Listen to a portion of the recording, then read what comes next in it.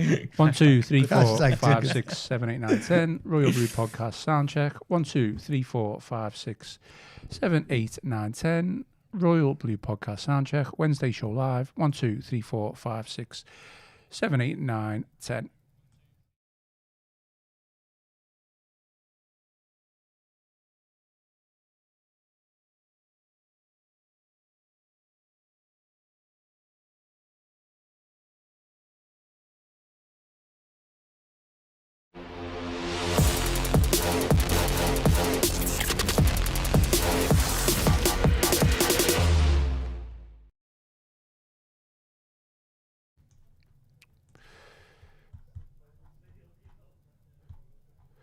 Hello and welcome to the Royal Blue Podcast. It is the Wednesday show. We are live in the Royal Blue YouTube studio. I am your host, Ian Croll, and joining me in the Royal Blue studio today to talk all things Everton, we've got Tony Scott, first time in the new studio. What do you make of it? Yeah, like being in the Goodison Stadium, isn't it? That's not what some of our audience said on Monday. Someone described it as like the toilets of the lower Bullens. I can't see why, to be fair. If there's a dead pigeon in the ceiling up there, then I'll agree with that. But no, very smart. Yeah, it's all right, isn't it? It's a little bit compact, but probably bigger than what we're used to. Yeah, it's like start of a new Everton, isn't it? That's exactly, yeah. Well, we're just a little bit late, that's all. Like we are to today's podcast, exactly. 15 minutes. A few technical issues, but we're live. We're in colour. We've got audio. Hopefully, let us know that we have got audio. Connor, welcome back. You okay? Thank you, what you make of the new studio? Well, I feel a little bit like I'm a little bit of a privileged on it because I've seen it be built. Like I've obviously seen it being around the office as the work's been getting done, and I would occasionally put my head in with you and we'd see how progress was going on. Like two building control managers, weren't we? Coming in to see how the work when we're doing and what they've done in the day. That's it, yeah. Yeah. Very, very authoritative figures. Always coming in disappointed when something hadn't been done as well. Well, that was you that more than me, because I've got absolutely no idea about any styles of building work. But no, it's very good. And it's less cramped, isn't it, than what we were used to? I think that's the first thing to point out. We have a little bit more space, and it's very bright. Far away from each other now. Yeah, it's very bright as well, which is obviously quite nice. We'll move on a little bit. What do you make of the table? I picked the table. This is the design that I wanted. So I like the table. Someone described it like very news at 10. Is it like that, or that's a prim and proper program? Also, we're getting compared to that. Yeah. To be fair, that's a prim proper series program, isn't it? So when we doing our reviews, match day reviews, post match ones, we'll be in here on Sunday, Saturday. Is the could we have alcoholic drinks after the big game? Maybe if someone wants to sponsor the podcast, feel free. Love it. I like it. Yeah. What's your tipple? IPA. IPA. I love an IPA. Yeah. If anyone's got any lager suggestions as a lager drinker and getting us, we'll be all ears. It's quite sophisticated to you. That's all. Oh yeah, Beavertown neck oil. If you're interested in obviously advertising, feel free. No Budweiser, no. No. I'm not a Budweiser type of guy. Okay. Well, we'll move on. Move on. We'll get started. We haven't even got started yet. Today's agenda, obviously, Premier League football is back, and that means Everton are also back, this time at Hill Dickinson Stadium on Saturday. We are here to look ahead to Everton's first Saturday 3 p.m. kickoff of the season. Few and far between those kickoff times, isn't it? Especially following on from that. They're going to be even more, aren't they, once the European games start? Because obviously, is it 5 clubs playing Europa League and Conference League this season, which means they'll be on Thursday nights, which means they'll play Sunday, which means that in addition to whatever game Sky pick for Sundays, there's going to be more. So yeah, they are very few and far between. There probably will be very few and far between now and in fact, Everton probably one of the few clubs who probably play Saturday 3 o'clock between now and January because of the position they find themselves in terms of not being in Europe. Absolutely. Okay, before we get into it, just a word for our sponsor, NordVPN. To get the best discounts off your NordVPN plan, go to nordvpn.com/EFC. Our link will also give you 4 extra months on the 2-year plan. There's no risk with Nord's 30-day money-back guarantee. The link is in the podcast episode description. One final plug, just before we do get going. Tomorrow, Thursday, September the 11th, there will be a bonus show out around lunchtime. This afternoon, I am recording a podcast with the host of the Aston Villa Claret and Blue podcast. So I'll be getting a view from the opposition. So keep an eye out for that. It should go out about lunchtime. It won't be live. It is a pre-recorded show. Connor, Connor, I'll start with you first. We'll talk about Everton, obviously obviously what we do, but I just wanted to talk about some non-Everton related news. But I do think it impacts Everton to a certain extent. Some more general football news. The first manager of the Premier League season has been sacked. Nottingham Forest manager Nuno Espirito Santo. None of us predicted that, by the way. I was going to say, that's one for the predictions that we didn't get right. There's the first one we got wrong this season. Started the mean to go on. Start the first of many. So we've thrown that one out of the window. Obviously, Ange Postecoglou has been announced as the new manager. I mean, this decision is obviously not based on performances on the pitch. It seems like there's been a bit of a fractured relationship. What do you make of that first? And do you see it impacting Everton in any way? Can Everton take advantage of this? I think you undersell it there and fracture. I think it's a full down, broken relationship, isn't it? I think it's interesting, isn't it? Because it kind of feels like two heavyweights have gone toe to toe, and the ultimate heavyweights come out on top, and the owner who's Paul Rankin, and obviously Nuno's gone. It did feel like it was heading this way, didn't it? When Nuno came out in a press conference and basically was like, "We don't have a relationship." He's clearly miffed by what things have gone off the pitch so far this summer. I think Marinakis is a man who gets his own way no matter what. He obviously wants to bring Big Ange in. That's exactly what he's done. I think in terms of Everton, it's interesting, isn't it? Because I think it's two contrasting ways to play, isn't it? I think Forest were very good last season from a defensive point of view. They sat deep, they sucked up pressure. They went long to Chris Wood and got Alanga and Morgan Gibbs-White runners running off him. And it was effective. I think back to Goodison, when they come to Goodison in December, they were really good that day of just soaking up pressure, going along to Chris Wood, winning the second ball. And, with half an hour to go that day, they would 2-0 up and, comfortably saw the game out. Ange Postecoglou is going to play a whole different way, isn't he? As we saw with Tottenham, he's going to have their back four on the halfway line. They're going to try and press high. They're probably going to try and play a little bit more football than what they used to play under Nuno. So it's two very contrasting ways to play, which could benefit Everton, because you do think if they're in that bracket with Everton of, probably clubs in the 8th to 12th, 13th position, Everton will benefit, because it's going to be a big switch up for Forest from what they've seen and what they've suffered, had success under Nuno for, to the way Ange is going to play, because you can't see Ange going in there and not changing the way he's played at Tottenham. I think it's going to be ripping up and starting again. So it's the impact that has on things moving forward. But it's a shame for Forest, because Nuno's done an unbelievable job there when you think, he kept them up. And last season, like I say, yeah, they didn't have the best players in the world lined up for them, but what he created was a bit of spirit and a way of playing that was very effective for them to get results. And they got a lot of good results. And in the end, they're probably unlucky not to get... They threw away top four, didn't they, really? I think the draw with Leicester killed them, didn't it, towards the back end of the season. The 2-2 at home. But yeah, it's a shame. I actually spent some time on holiday with Nuno in the summer.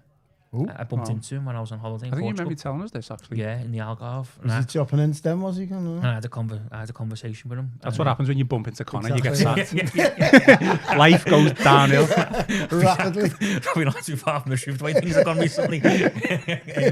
But no, yeah, I bumped into him on holiday and booked up the courage after a few pints of Sagres to go over and have a chat to him. Sagres, sponsor there. Yeah. We'll have a long list there. And yeah, he was really nice.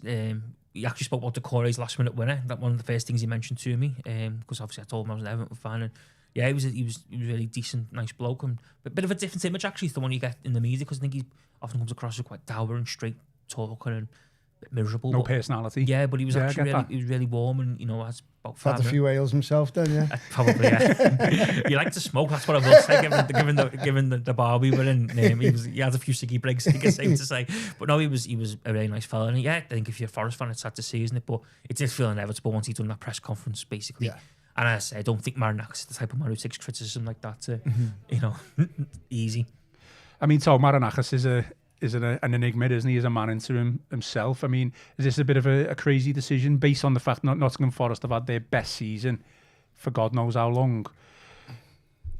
Obviously, when Brighton didn't get rid of Potter, did he? Potter went to Chelsea, but they managed to bring Hertler in. Succession, it seems to be consistent. Do you see that going the same way with Forest, or do you agree with Connor? Things are going to get ripped up and they'll get ripped up. Then I'd love to have seen the reaction from the Forest centre backs when they heard the news that Ange Postecoglou was going to be in charge of them, because they must have looked and go, hang on, we've been defending on our 6-yard box for the best part of 2 years here. Now we're structured, we soak it up, literally defend, and now they're going to be literally defending on the halfway line. It's like you need the personnel to do it, and as Ange Postecoglou seen when he hasn't got the personnel to do it. Tottenham are getting ripped to shreds. You can't defend on your halfway line when you haven't got the personnel to do it. You need lightning quick centre-backs. Now, when Vicky van der Ven was in the side, Tottenham were getting, obviously, results. But when he wasn't in the side, obviously, they were getting battered by everyone. Everton wiped the floor with them in the first 20 minutes. It was just... That was probably one of the best 30 minutes of football I've seen at Goodison for a long period of time. But when you're seeing that, I'm just looking at it and going... The mind boggles how, yeah, I fully accept, like, relationships, obviously, they differ. But it's what's benefit for the football club. And I don't see how Ange Postecoglou taking over from Nuno Espirito Santo can benefit the club. Maybe in terms of an entertaining point of view, in terms of watching football, yeah, but in terms of results, I don't see how Nottingham Forest can improve. Can they get any eye? Yeah, admittedly, it was so unfortunate, as Connor's just touched on there, to fall out the top four. They were probably in the top three for large parts of last season, for the big part of the Premier League campaign. And they just dropped out towards the end when they started getting little bits of injuries to Alanga and Gibbs-White and Woods and etc. So I get why they kind of tails off, because they're competing against the big squads, where the other squads can obviously bring in, like for and Forest obviously couldn't. So I get why they dipped off towards the end, but I don't see how you can improve in Nottingham Forest. I really, really don't in terms of results. So I think Postecoglou's got a very, very big job on his hands. And he's going to feel the pressure as well from the Forest supporters, because if results don't go his way straight away, they're going to be thinking, well, hang on, you've just binned the manager off there because you had a fractured relationship with him because he got his European football.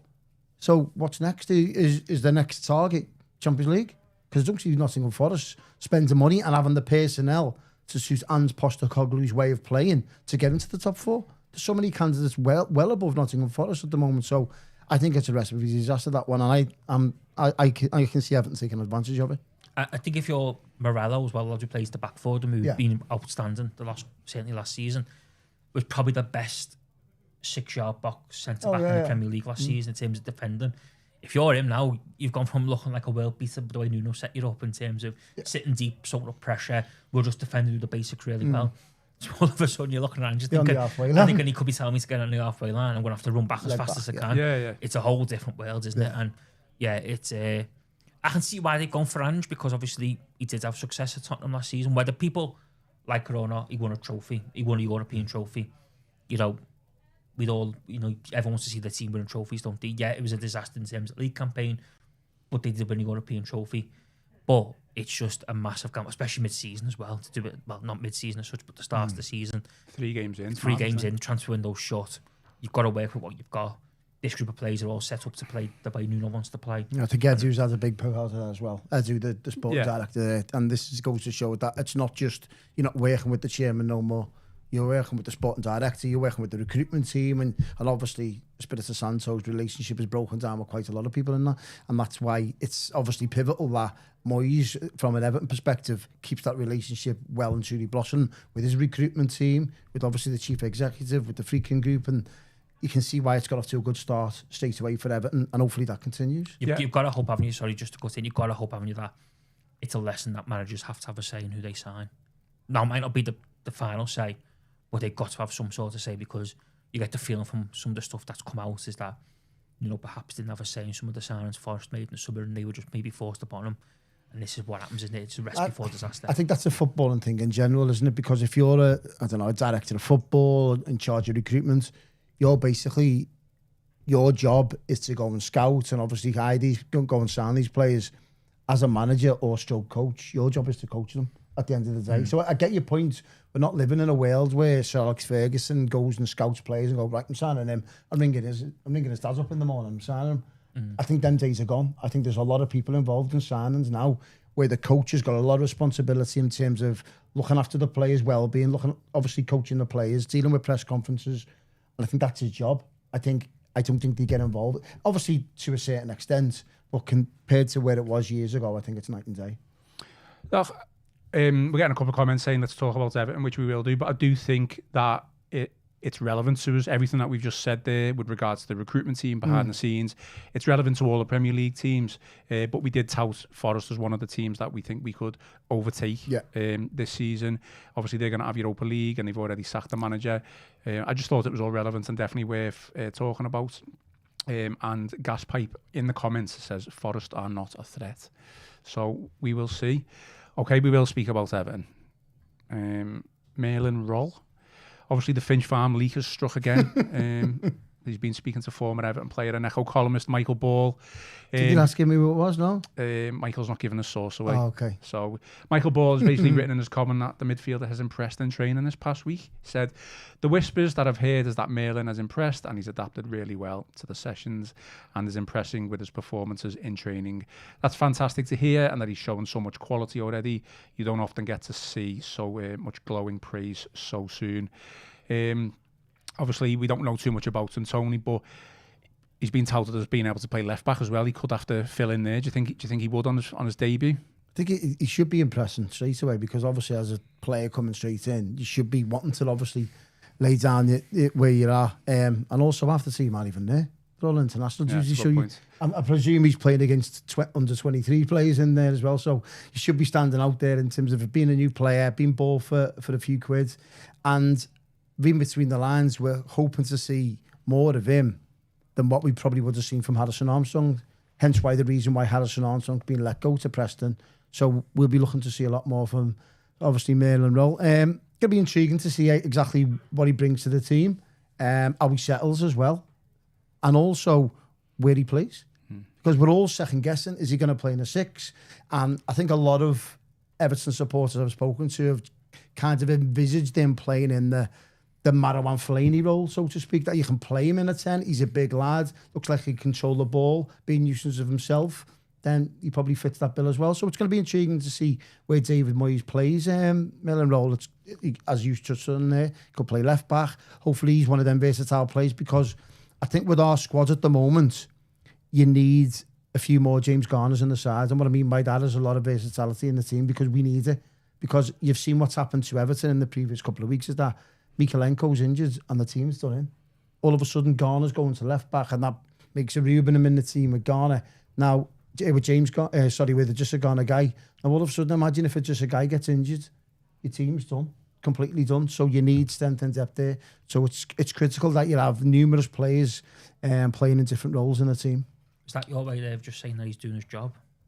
Possibly, yeah. Quite possibly, yeah. I just think on that, it's good to hear these types of things, and it is good to hear these types of things, but you've just got to reserve judgment till we see him playing in the Premier League match. Yeah. Because that's what you've got to judge him on, isn't it? You know, you've got to judge someone playing in the Premier League, because we spoke about this, didn't we, one of the shows recently, about how the pace and the kind of the physicality of the Premier League is something that no one is.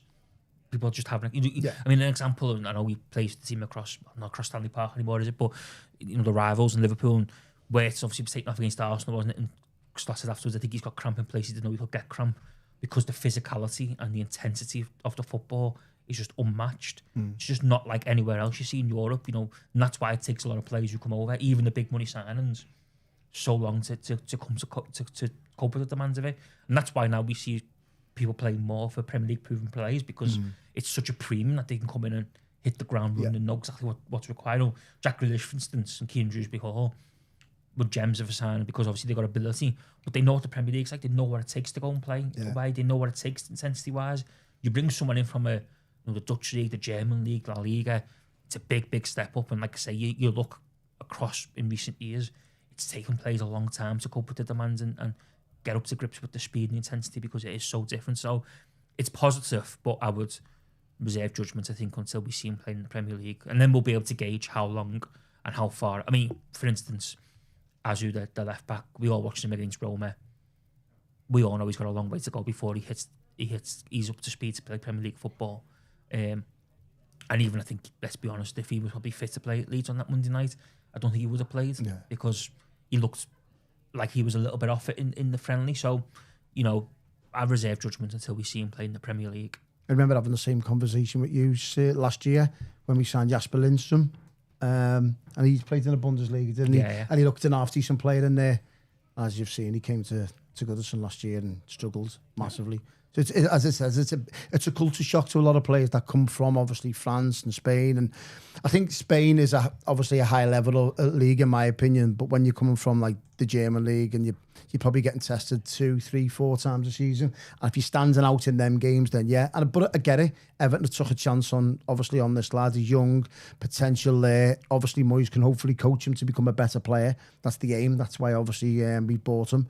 But yeah, it is a gamble, whichever way you dress it up. You think, don't you, like, you know, you look at like, it's who you're up against, isn't it? You know, like Declan Rice, for instance, plays in the front foot, gets people's faces. Yeah. John McGinn on Saturday, you know, will run round and get stuck in, won't leave people alone. It's that level of, and you know, you talk there, I think Spain's probably a bit more technical more than the Premier League, but the players aren't as like in people's faces. You know, just like Garner for Everton's a prime example, isn't he? Just goes around the pitch, gets stuck in. Yeah. James Garner gets stuck in, gets in people's faces.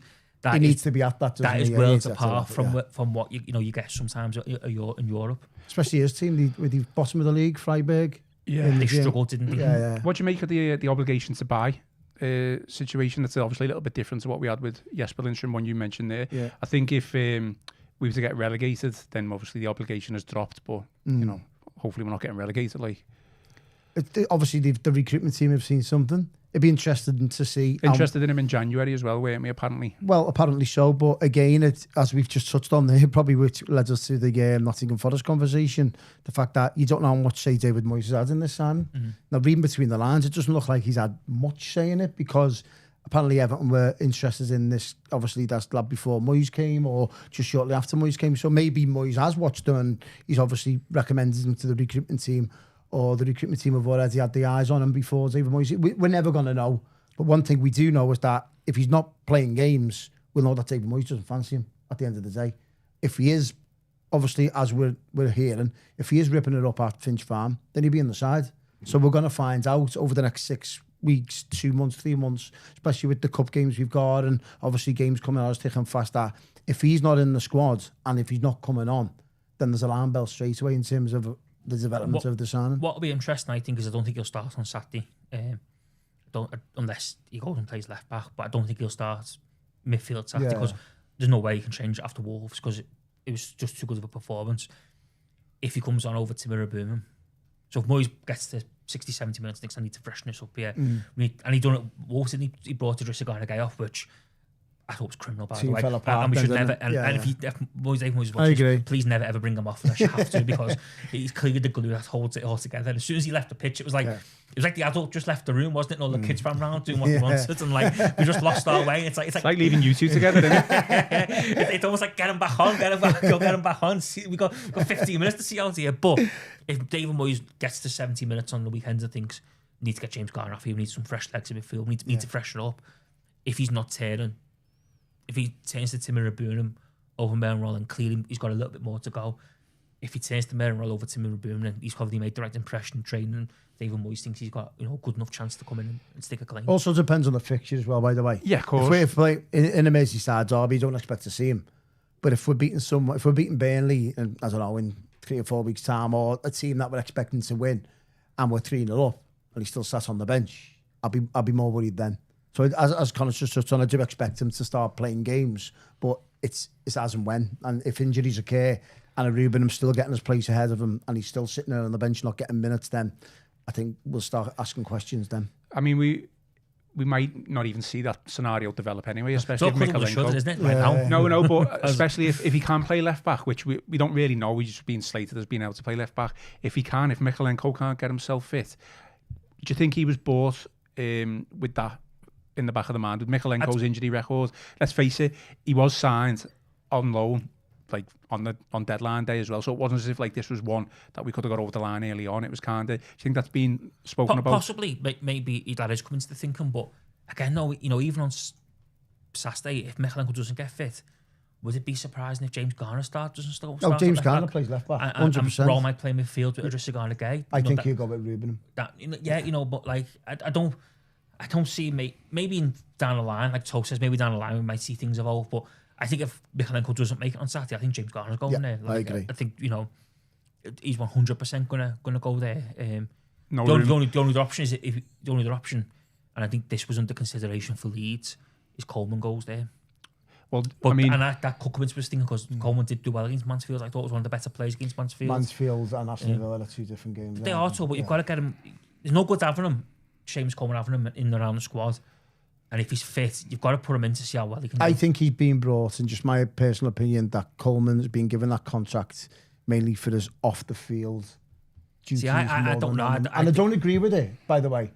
I don't agree with it, but I think that he's been brought in to act as a captain in and around the dressing room, to welcome these new additions to the squad, to make sure they get Everton, to make sure the dressing room, he plays that captain's role. I get it. I totally get it. We've said that there's lack of leaders in the team Massively. within the squad. Massively. But there's experienced players. There's a Tarkowski in there. There's a Jordan Pickford in there. It's just a guy. These have all played. You can be a leader. I think with those, no one quite gets them like Everton gets Seamus Coleman. I get it. Yeah, I get it. You know what I mean? Yeah. But is that a good thing, by the way? I do think, though, with Coleman, and, you know, this could be wise them out, but I don't think it is.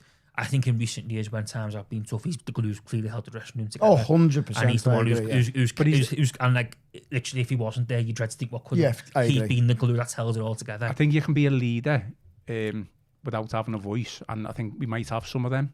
I think Coleman's the voice, though, isn't he? Yeah. Like you say, keeping the glue together. Like, he's not really leading by example on the pitch because he's barely featured. Yeah. He is the voice, and he's probably the go-between between the players and the manager, and David that's what Moyes he wanted to keep. And like, couldn't speak highly enough of him when he come back, and obviously he's got a close relationship with Leighton Baines from there, which you forget, like Leighton Baines and Seamus Coleman played in the same team, you know, like, which it seems mad to think now, but that's how long he kind of has been knocking around the football club. Even former manager like Frank Lampard, in terms of all the players he's played with, and obviously the players he's managed, all at Chelsea, he said, like Seamus Coleman, he said, one of the most professional players I've had the obviously pleasure of working alongside. He said, absolutely quality of a man. So you can only second guess how important he has been in that dressing room. So I totally understand that, why he's been given the contract. But in terms of playing 90 minutes in a game of football, I think he's done it once in the past 18 months. It was Mansfield, wasn't it? It was the first time he'd done 90 minutes. I mean, in Premier League, in terms he hasn't done it since. Was it Bournemouth last year? Yeah, Bournemouth when we were beaten 3-2. Yeah, I think that's the only 90 minutes in a full season. Yeah, because he was taken off quite late on, wasn't he? Yeah, exactly. Yeah. City. So, yeah. I mean, this is all on Mikalenko, isn't it? Essentially, and obviously we'll find out more on Friday where he stands. Sticking with the left back situation, obviously we're thinking that Mikalenko is going to be out. Go back to it, but I still think McNeil could do a job there. And I know Joe Thomas agrees with me. I don't know what you think, but I agree. But I don't agree. James Garner, obviously he played there against Brighton, didn't he? No. Mikalenko played against Brighton, didn't he? Did he? Didn't he score a goal? Mikalenko was against Brighton. Was he? Against Brighton, yeah. It was only Leeds. It was only Leeds he played. Yeah. Okay. Obviously, I was away, so I missed that game. I think that just goes. I think that just goes and proves me points that left back situation is a huge issue at this moment in time, and Garner has started to prove himself in that holding midfield role over the past couple of weeks, and I would rather him play in midfield rather than left back on Saturday. The thing with Drake McNeil is Drake McNeil was an option to play there at Leeds and was, by the sounds of it, never under consideration to play there at Leeds. No, I get that, but look at the results and look how we played. We played terrible. But that makes you think, doesn't it, that David Moyes clearly doesn't. Oh, you can quite clearly see he's been bombed out the team completely. You know, it's like that. That's what makes me think. Whereas I think Coleman was under consideration to play at Leeds at left back, and I think if you look at the Roma game, who played left back for the last half an hour. Coleman went there and played. So I think that was in the thinking at Roma was put him on at left back now. In case he just because we know. Because obviously I think they've watched the Adam Azouani for 40 minutes by that point, and I think it's safe to say get him off. We all knew that he had a long way to go. He took him off. And then he takes him off and puts Coleman there. And I remember saying, I think it was the press box with yourself and we were all there, and I think it was Tweets actually well saying, like, you can't help but think this is a nod to the next week. If we don't have a left back next week, he didn't want to maybe gamble with Cole, maybe it was a week too early. Yeah. So James Garner went there. But you are right, Ian. It's quite worrying if our left back goes out the team and the whole balance of the team just goes. I'd be more happy if James Garner was left back more than Dwight McNeil. 100%. Well, Danny Churches said you're wrong, and James Garner was left back for Brighton. And he was. Was he, yeah? So there you go. So I was right, and so was Danny. But no, the point I was trying to make, I guess, I'm criticising Moyes for making that decision, but then he had a decent game and scored a decent goal, albeit from long range. He played well against Brighton. I just think, where would you want James Garner?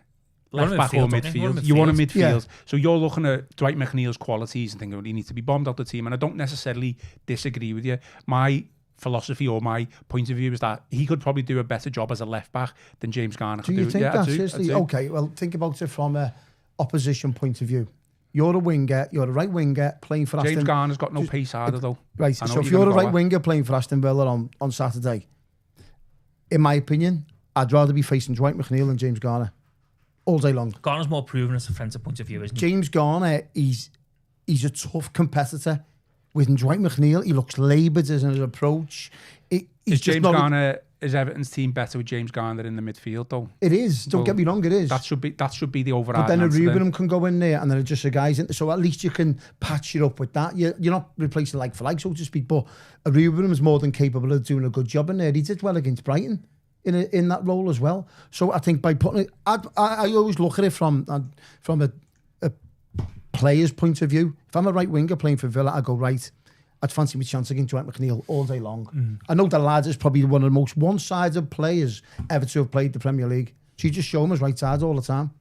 Whereas in James Garner, he's going to be tough, he's going to be right up your backside, he's going to be getting tackles in. There's not many players, believe it or not, there's Brighton there. Didn't see many wingers getting past him. Played really, really well.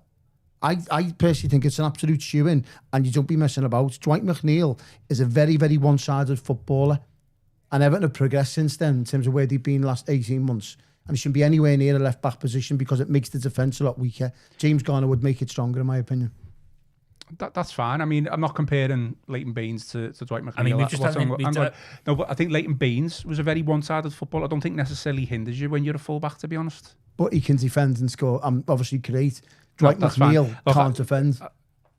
I'm not comparing obviously Dwight McNeil to Leighton Baines. No, what I'm saying is that one-sided like philosophy. I don't think that necessarily the reason you play as a left full-back is because you're strong on the left. Do you know what I mean? The reason you play on the right is that you're strong I look on at his mobility as well. As when you're watching Dwight McNeil, it's like when you're watching Premier League football and telling you see like players who are left-sided, you don't normally see them. The way Dwight McNeil plays, he just angles and he ambles towards his left side all the time. And I think players will twig onto that straight away. You'll just know he's never crossing the ball with his right foot, ever. But at least you'll get in a position where Leighton Baines, if he is forced onto his right, he will have a go with it. Where Dwight McNeil will never have a go with it. And that's the problem. And I'm not obviously having a go. He's been a decent servant to Everton over the last couple of years. But Everton have progressed since then. And I think as a left back, I think it'd be an absolute recipe for disaster if Dwight McNeil is playing left back on Saturday. We've obviously progressed in certain areas, but we've kind of been left stood still in others as well, certainly with Mykolenko. It's certainly an issue. I mean, I think it's nailed on that James Garner will be left back on Saturday if Mykolenko is unfit. I can't wait till Sunday when Mykolenko is back fit and the whole second make redundant. There's the 20 minutes can't do it. Well, I mean, after all that, Mykolenko starts fit as fresh as a daisy. It could be an ongoing. So David, Mykolenko, you thought, yeah, fits. That's it. Yeah, no problem. It could be an ongoing topic because injury record's not been great lately, has it? So no, I must admit that was maybe the surprise that we didn't try. Maybe we had to try to bring a left back in, but. He did. I thought he's just obviously another one for the future. I thought, I thought after Mykolenko's injuries, he's like, I thought that might have twigged them to think, we need to bring someone a bit more. I think it will now, and with his contract running out as well, it's going to be an interesting decision to make. I don't think we'll let him go on a free. Certainly, if he wants to sign a new contract, anyway. How much would he be going for? What did we pay for him? It was certainly in the 20s, wasn't it? 22, 23. Don't think it was that much. Oh, I thought it was. Benitez buy, wasn't it? He was in that era, wasn't he, where no one really knows who bought him in. Patterson was another one. Patterson was in it. It was 100% a Benitez buy. I don't care. Patterson was about. I'm sure they signed him at about the same time. He did. He signed the same window where we had no director of football. Was it when Frank Lampard had come in after that? No, and Rafa was going, then went. Then Big Dunk was in caretaker charge. Yeah, 100%. Then Lampard come in. Didn't he? Then Marcel Brands was coming in. Well, Marcel Brands had gone. He went after Derby, didn't he? Benitez wanted rid of the director of football model, and then successfully got his way. But then he was sacked a couple of weeks later. Yeah. If I think it was a couple of days later. No, it wasn't. It was Brands went after the Derby defeat, didn't he? At the start of December, and then Rafa was gone by this middle of January. I'll tell you, Benitez, Michaelenko was 100% Benitez buy because Dean fell out with Benitez. Well, out with Dean Luka did Dean, go. yeah. Dean went So before that's- Michaelenko came in. We'll be seeing him on Saturday as well. Yeah, there's a couple, isn't there? It's going to be intriguing, isn't it, Saturday? Because there's going to be that many from the Villa section, and they're going to be booing Grealish. Do you think they will? And they don't boo Grealish. Yeah, they'll boo Grealish. I don't. I think they will, yeah. 100%. I think they love him, don't they? That'd be a good They should question. love I think Everton's will be booing Onana. He's injured anyway, I think, isn't he? Is I think he is injured, He's yeah. injured, Yeah. so is Barkley still doubt. there? Barkley's there. Yeah, Luka Dean. Dean. Yeah, I We've think got just a guy. He's also played for Villa. Rubenham for played like for 5 Villa. minutes. It's going to be... Couple of swapsies, wasn't it? We'll talk about Jack Grealish then. Do you think, you think he'll get booed? I think he will? I don't think he he'll will. get booed. I'd be very surprised Well, you'll if he know in your gets next booed. pod that is it, won't you? He's a I'll ask the Villa fan in the podcast He's a that we're going to prodigal ask son, him. isn't he, for them? Like, they should be like...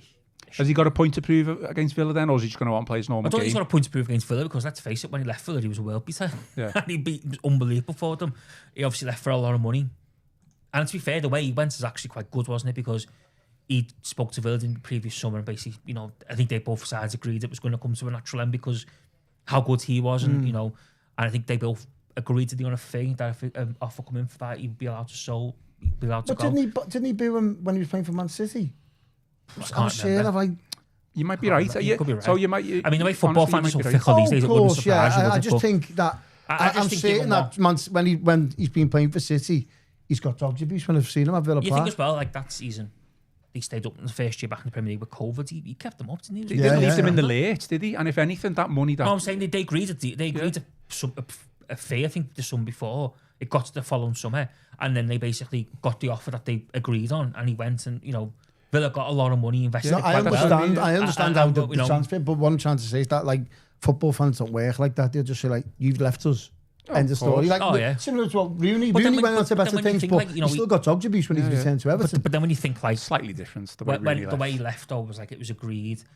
Villa went on, got invested, Fans don't think like that, got Conor. Champions League football, didn't he? He's gone on, won the treble and stuff. But Grealish didn't kick up a fuss to leave, did he? No, From he what I just can agreed. remember. They agreed on a fee, and the following summer That was that it. fee was reached, and he just left. I 100 understand million that. for Jack Grealish. You're absolutely going to say yeah. Of aren't course, you? I get that, but football fans won't say, "Oh, because he's left on good terms." It's like And it's fine then. I think as well, Villa fans, he's got no point to prove to Villa fans, has he? Because when he played for them, he was. We're hoping that we get the Jack Grealish that we saw at Villa. Yeah, aren't we? exactly, yeah, Essentially, true, yeah. like we're hoping we get that Jack Grealish at Everton. Like that's what we want to see. What I'll do is I'll clip this section and Yeah. put it to the Villa fans on Twitter, and then we'll get maybe Yeah. put it a poll. Will or Jack something. Grealish Not the get first booed? time you clip something as if people have a goal somewhere. So you only got yourself to blame for that one, Connor. New season, same old Ian Croll. It's my job, Connor, to be honest. He's going all Roy Keane on us here, isn't he? I think Grealish hasn't got no point to prove, has he? I think, especially to Villa, because they should know how good he is. And I think it'll be interesting on Saturday how well he does and what he's like, because he's still a massive Villa fan, isn't he? He's clearly still a big Villa fan, just like Pickford's a big, Sunderland fan, yeah. every Everton fan loves Pickford, but they know deep down his one club is Sunderland, and in 10 years, if he's there with his lads every week, he wouldn't be surprised. Oh, would you? yeah. You know what I mean? And, he's a massive fan, so I think it'd be quite interesting what the reactions and stuff like that. But I don't think he's got a point to prove. Like, Not to Tuchel.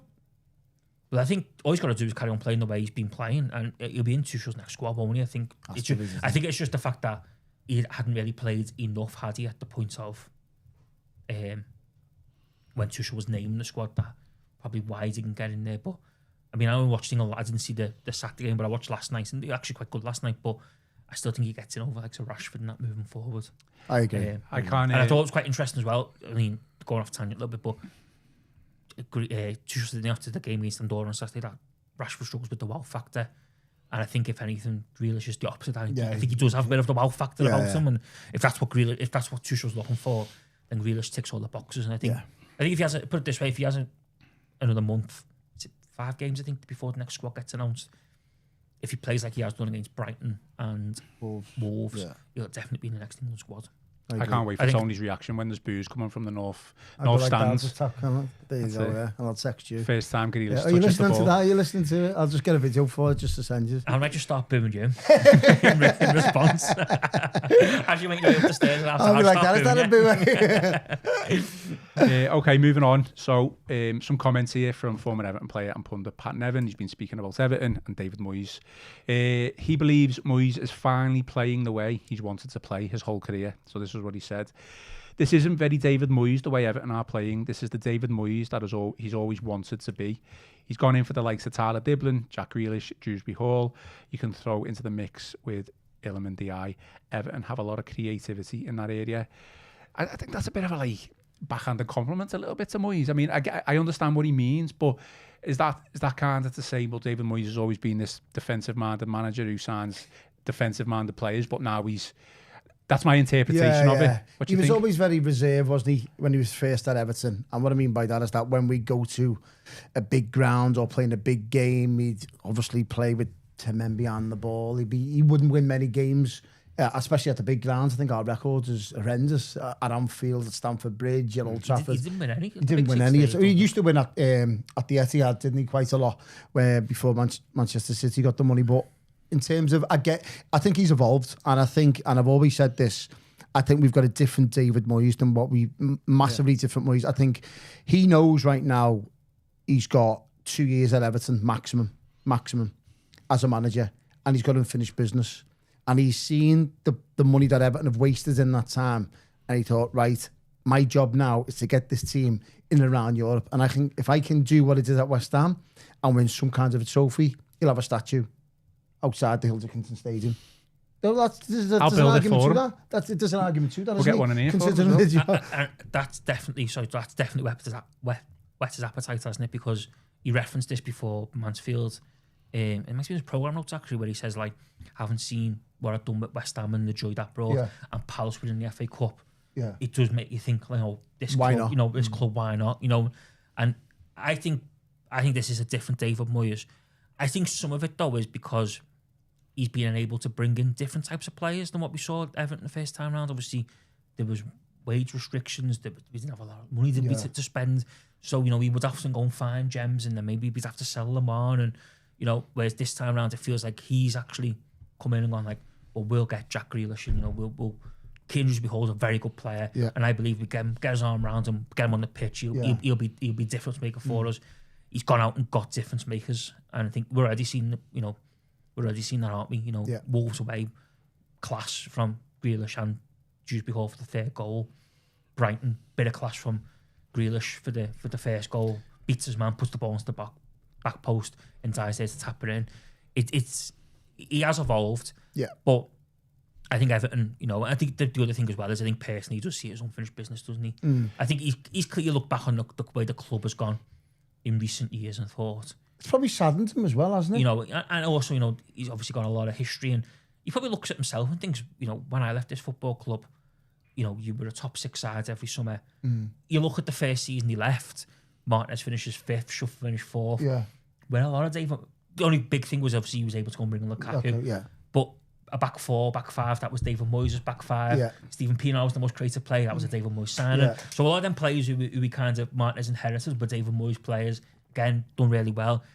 And then from then on, it's just been backward step after backward step after backward step, hasn't he? Bit of a false dawn under Ronald Koeman in his first season when we got Europa League, but since then it's been, and he's probably looked at it and thought, I could do a better job in there. I think I can go in. Wasn't hard though, was it? No, but I think from the previous regime, you've got to give him credit though, because I don't care what anyone says. I covered the Aston Villa game last season. It was first game back, and I remember being in the press room quite late on. I remember leaving with another journalist who works for Internationals. I remember him saying that was a culture shock for him now, because, and even his press conference after that night, he didn't realise how bad he kind of come in and was a little bit my God, there's a lot of work to do here. And probably a lot more work than what he thought, because he's probably walked in and gone, oh my God, that is more alarming than what, because we couldn't score goals, And only on the kind of the Sunday against Tottenham, where it was almost like he just kind of went to them, just go out there, lads, and play with a bit of freedom, get a smile back on your face. And obviously Tottenham were probably the best opponent that day, because they were all over the place. But I think he deserves massive credit for what he done last year. I know you say there wasn't hard, but I think he deserves credit for what he did do last season because he transformed them. And the biggest thing was how good they were on the road, wasn't it, last season? You know, you think they won at Brighton, won at Forest, won at Fulham, won at Newcastle. They ground out results, and that was what we used to see. Was at the end of the day, was they ground out results. Now they've got to keep that going, but also win at home because the home form under Moyes wasn't. You had one criticism. It was that the home form wasn't great. Goodison Park or home form has been horrendous for. I mean, threw away a lot of points that you think Ipswich 2-0 up, United 2-0 up. Yeah. Even that Tottenham game, if we probably played another 5 minutes, we probably throw away a 3-0 lead that day because we were on the ropes that hanging on. I think it was difficult that because I think they knew in their heads that we were up. We'd got accumulated the points against Ipswich and United, and you knew the 3 teams are already toast. So you just knew it was hard to obviously. I know we were winning 2-0 and you're giving daft goals away, but I think Everton knew deep down that we're all right here. The other 3 are gone, and we've got accumulated so many points. I think the difference is with David Moyes now, and I've seen in the 2 games, and we all have. And if you look at the numbers in terms of plays in the box, we're going for wins for the off. That Wolves game, within the first 10 minutes, there's like 7 players in the opposition box. Now, I'm not being funny. I haven't seen that from an Everton team, arguably since probably Roberto Martinez, when we obviously had the likes of Lukaku, etc. So it's so refreshing to see a manager going, do you know what? I'm going for the win here. How many times when we were playing Brighton, this is a Brighton team that kind of played us off the park, but we had lots of players in and around the penalty area that could shoot. James Garner was shooting from 30 yards, found the back of the net. Iliman Ndiaye, Barry was in the box, Grealish crossed it in. They've got players in the box, whereas with the previous manager, you'd be lucky if you had a player in the 18-yard box.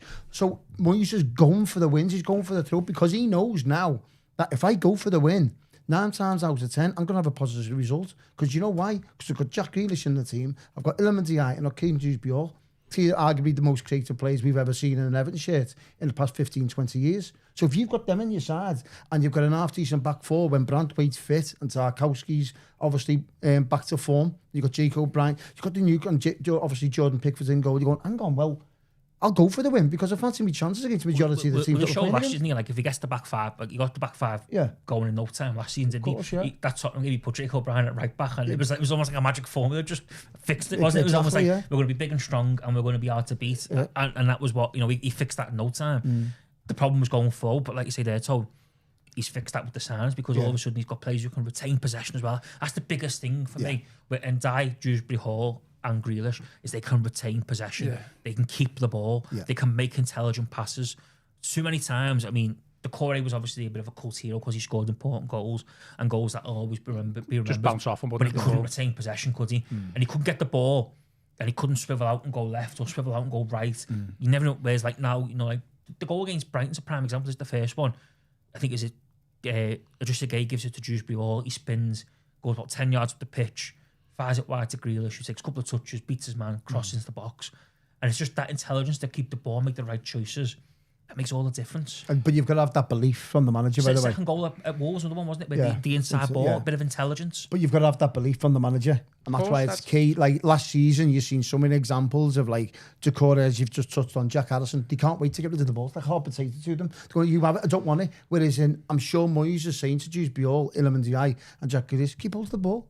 You're better than most players on this pitch. So just keep hold of it. You do your thing. Well, you've got to have that belief from your manager. The other thing as well is we now look like we've got a few ways in which we can score a goal. Yeah.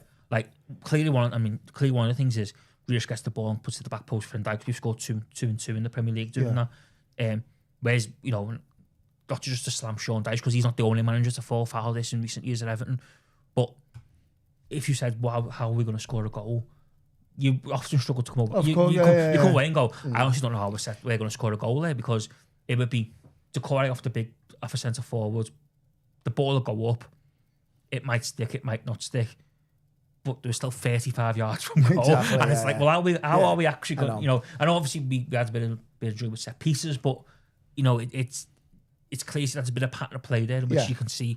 We clean how we're going to score a goal. No, but it reminds me of watching Iliman Ndiaye at the moment when Raheem Sterling was in his full pomp at Manchester City, because there's so many times when the likes of Jack Grealish or Kevin De Bruyne would get to the byline and go bang, hit it away, and like Sterling could just be coming in from like 2 yards out and literally tapping into an empty net. And we've seen that so far twice.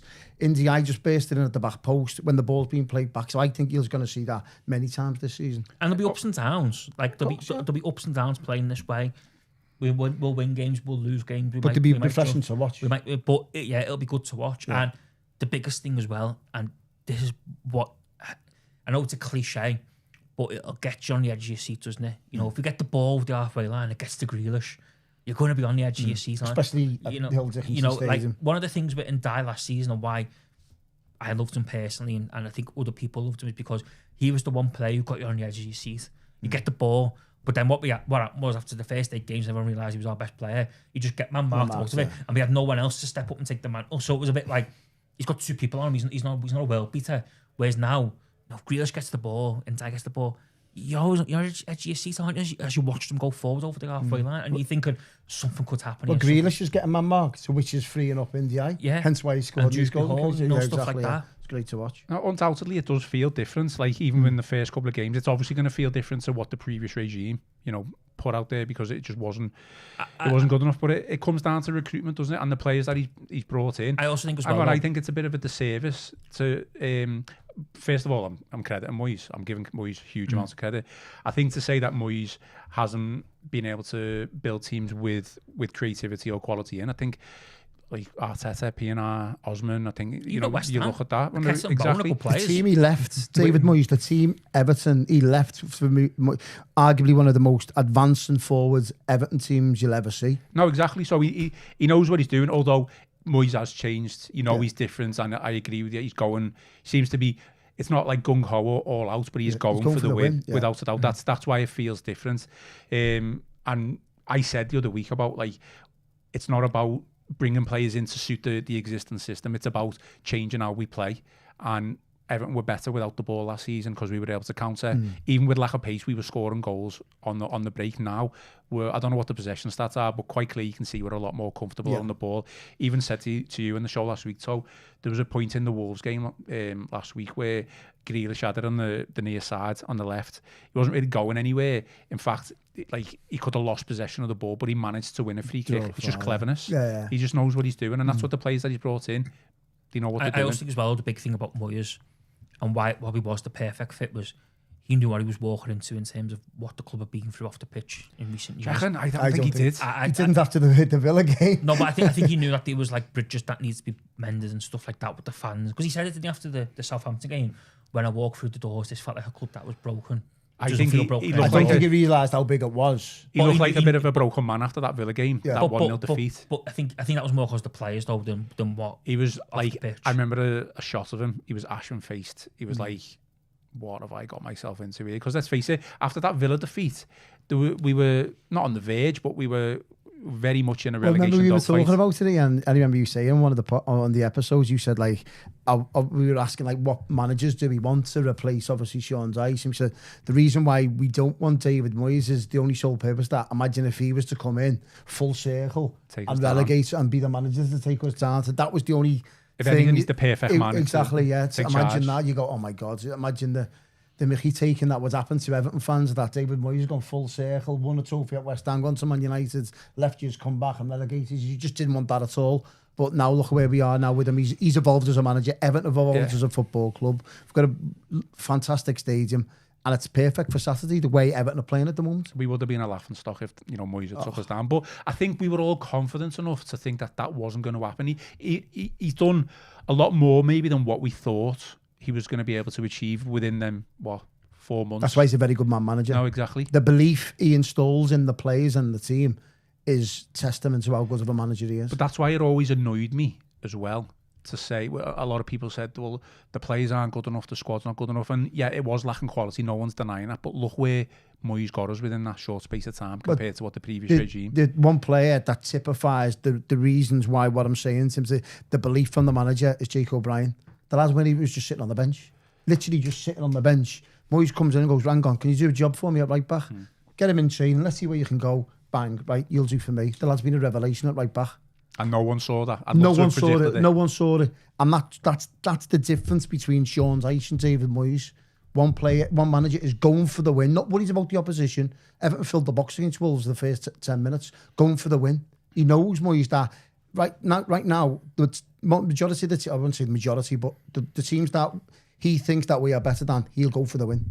He's not bothered. He'll go for the win because the repercussions will be, do you know what? If we get beat, then so be it. But at least we'll have a very good go at winning the football O'Brien's a good match. example, isn't he? Because I remember after the Brentford game when he scores the equaliser at the back post when he comes in, and I think he interview afterwards, and someone asked him about what was the thinking there? And he was like, well, the manager told me that I need to start getting in the back post. Yeah. So it's not even like he's playing right back, but just standing on the halfway line, plays a third centre back basically. Yeah. It's almost as if he's gone like, well, you've mastered the arse of that right back role. Now when you go forward, you need to get yourself at the back post and start gambling at the back post. And he scores against West Ham as well. He's reaped the benefits, hasn't he? But I think Moyes is he's just a good fit, isn't he? He's a good manager, knows exactly what he's doing, and he's someone clearly all the players love and the fans can get behind. And they're the two biggest things, aren't they? You think in recent years, a manager the fans can get behind and a manager the players clearly buy into. I'm not saying Sean Dyche completely lost the dressing room and stuff like that, because I think he still probably did have people who were behind him, but there's probably a few players sat there listening to him thinking, what are you on about? Probably, because it's just natural, isn't it? Decore is a prime example under Lampard, isn't he? People talk highly of Lampard. Yeah. He fell out big time with Lampard and was frozen out and couldn't get a look in. I think Ronald Koeman, the players had long stopped listening to what he had to say. Whereas with Moyes, it feels like all the players are kind of, the key players are all on board with what he wants to do, and and some of them are reaping the benefits. Like Ndiaye looks like a player reborn, doesn't he? Because he plays with a bit of freedom. Like I see there, told Jake O'Brien's a player, revelation at right back. And that's the big thing, isn't it? If you got a manager the players buy into and the fans get behind you, you're halfway there. What I like about him as well, it's his honesty in press conference as well. Yeah, I think a lot of Evertonians they're enjoying the press conferences when David Moyes is speaking at the moment, because he's just saying it as it is. Yeah, I know obviously he's more experienced now, but I think he's gone, I've got 2 years left here. I'm telling you as it is. Do you know what I mean? He's injured or blah, blah, blah. He's just literally hitting it from where it comes from. And it's refreshing to see, isn't it? From an Evertonian's perspective, when you've got your manager there sitting in front of the world's press and he's going, yeah, we're a good side and we're going to go there, and we respect them, but it's more than a game, we're more than capable of winning. Whereas in previous times it'd be going, we've got this, and the body language, your managers in the dressing room. Yeah, I get it, it's a results business, and obviously because we've won 2 or 3 on the spin, the manager's obviously going to be standing up in his chair, but it's that demeanour and that persona that sends out to the rest of the football club, that your manager's proud there to be in the press conference, sending good messages out. It's a big thing. Can we keep the momentum going then? Is this prediction time, is it? Yeah. Well, we're late. We started late and we're nearly done the hour, so we need to finish off. But let's finish. There's a couple of things else I want to speak about, but we'll just go to predictions. Yes. But I'm gutted that we didn't play them this last weekend. Because I watched... I can't say I watched it because I was working. Because Arsenal played Liverpool, hadn't they? Before they played Palace. But I had it on as I was finishing off and working that Sunday, and Villa looked all over the place. They were tore to shreds by Palace. We were very good, by the way, got some very good players, but they were tore to shreds and they didn't look great. You surprised how bad they've started? Or a little bit, because I'm a big Unai Emery fan. I think he's done really, really well. I'm also a big fan of all the players Villa have got. I think they've got some really good players. But I couldn't believe how poor they looked. And when I was a bit gutted that they weren't playing them this Saturday, because I think if we'd gone off the back of Wolves, they've been beaten on a Sunday. You go again a week later and a bit of momentum we had, and they would have been, on the back of a crushing 3-0 defeat at home. Whereas now they've had, 2 weeks away, 2 weeks to regroup, 2 weeks to come back. It just feels a little. It's like starting again, isn't it? It's like starting all over again. I think that's my only concern. International breaks can kill momentum, can't they? But any club can say that, can't they? No, of course, yeah. It does feel like you're starting from fresh on, because we've only played 4 games, 3 league games. And we got 2 weeks off, and now we're going to play again, and it just feels a bit like you just got to get on with it. But look at it from a Villa perspective, that they've got 1 point from 3 games. They've scored 1 goal in 3 games, and it's not as if they played world-beater teams. They should have been beat by Newcastle. If Newcastle would have had a centre forward, if Isaac plays for Newcastle, I mean, it's all hypothetical, of course, but if Isaac plays for Newcastle, that game, Newcastle would have beat them. And they had better chances. They recorded the lowest XG since Premier League record started in that game as well. They're not creating chances. I think the best player in the team is Rodgers. But apart from that, you're looking at them and going, they don't look the same team. Last year they had Asensio and Rashford. They look a totally different side. And they've signed Jadon Sancho as well. Harvey Elliott on loan, haven't they, as well? Of course. But I'd look at it going, man for man, I'd fancy us against them. Really would. And considering the 2 or 3 years we've just been speaking about it before we recorded, in terms of the results we've had against Villa, we haven't beaten them for a while, have we? Not at home. Not at home for a long period of time. So it's about time we they've had a change good that. couple of years, though, Villa, haven't they? But Villa feeling affects the one of them good couple of years because the better players have gone. They've had to sell players. Yeah.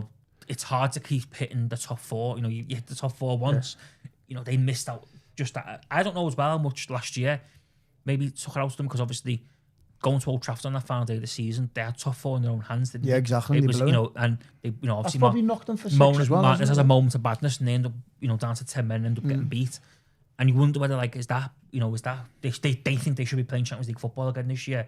One bad game out of the 38 derailed them, and obviously just unfortunately knocked the summer apart. And obviously they've lost a couple of players this summer, haven't they, because of the PSR restrictions that they're still under, and you just wonder whether everything's kind of caught up with them, and they can't add to the squad, can they? No, unless they lose someone who they probably don't want to lose for big money. They can't add to the squad because they're under PSR restrictions, which, as Evertonians, we all know all about. It's PSR and the UEFA wage thing as well, isn't cap, it?